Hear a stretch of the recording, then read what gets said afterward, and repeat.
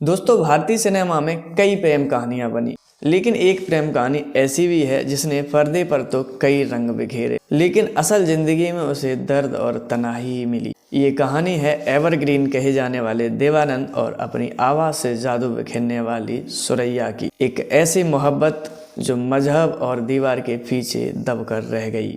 Evergreen कहे जाने वाले देवानंद और सुरैया के प्रेम कहानी की शुरुआत 1948 में फिल्म विद्या के सेट पर शुरू हुई थी।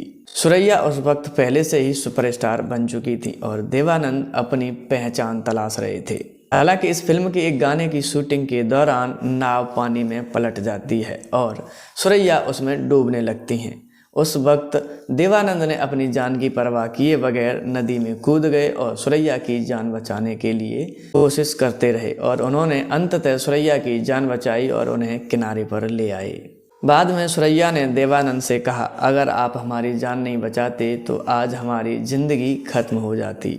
इस पर देवानंद ने शर्माते हुए कहा कि अगर आपकी जान नहीं बचती तो हमारी भी जान कहाँ बचती। जीवन की कहानी खत्म करने की बात करते करते इन दोनों के बीच प्रेम कहानी की शुरुआत हो जाती है और फिल्म विद्या के बाद इन दोनों ने मिलकर एक साथ 7 फिल्में की। इस दौरान देवानंद सुरैया के दीवाने हो चुके थे।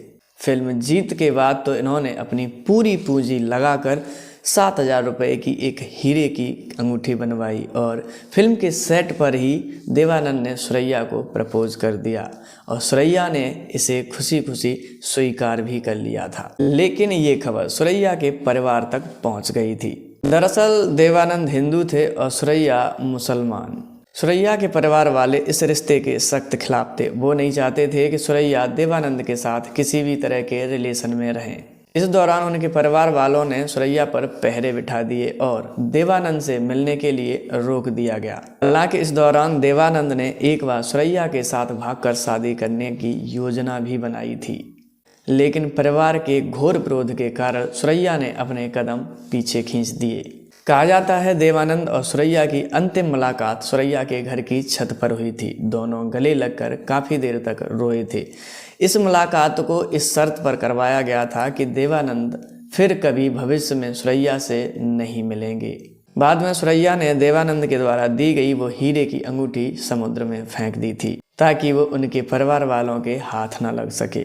इस रिश्ते के टूटने के बाद देवानंद बुरी तरह से टूट गए थे और वो घर जाकर अपने बड़े भाई के गले लगकर काफ़ी देर तक रोए। इस दौरान उनके भाई ने उन्हें संभाला और समझाया कि अपने कैरियर पर फोकस करो और ज़िंदगी में आगे बढ़ने के लिए प्रेरणा दी। हालांकि देवानंद ने अपने बड़े भाई की बात पर अमल किया और आगे बढ़ गए और उन्होंने अपना पूरा फोकस अपने कैरियर पर लगा दिया। 1954 में देवानंद ने कल्पना कार्तिक के साथ शादी कर ली, लेकिन सुरैया ने कभी भी शादी नहीं की। इस रिश्ते के टूट जाने के बाद उन्होंने फिल्मों से अपना नाम वापस ले लिया और वे अपने घर में कैद हो गईं और फिर कभी भी उन्होंने न तो फिल्मों में काम किया और न ही किसी फिल्म के लिए गाने गाए। साल 2004 में जब सुरैया का निधन हो गया था तब देवानंद उनके अंतिम संस्कार में भी नहीं गए। उन्होंने अपनी ऑटोबायोग्राफी में लिखा कि वे हमेशा सुरैया को उस खूबसूरत रूप में देखना चाहते थे। वो सुरैया को कभी भी मरा हुआ नहीं देख सकते थे। दोस्तों, 2 दिल मिले लेकिन किस्मत ने उन्हें जुदा कर दिया। आज भी जब हम मल्लिकाए तरुन्नम सुरैया को और एवरग्रीन देवानंद का नाम लेते हैं तो ये एक अधूरी प्रेम कहानी के रूप में ज़रूर याद आती है। दोस्तों, आपको क्या लगता है, सुरैया और देवानंद को मिल जाना चाहिए था? अपनी राय हमें कमेंट सेक्शन में ज़रूर लिखें। वीडियो अगर पसंद आया हो तो लाइक करें, शेयर करें और चैनल को सब्सक्राइब करें। मिलते हैं एक और वीडियो के साथ, तब तक के लिए नमस्कार।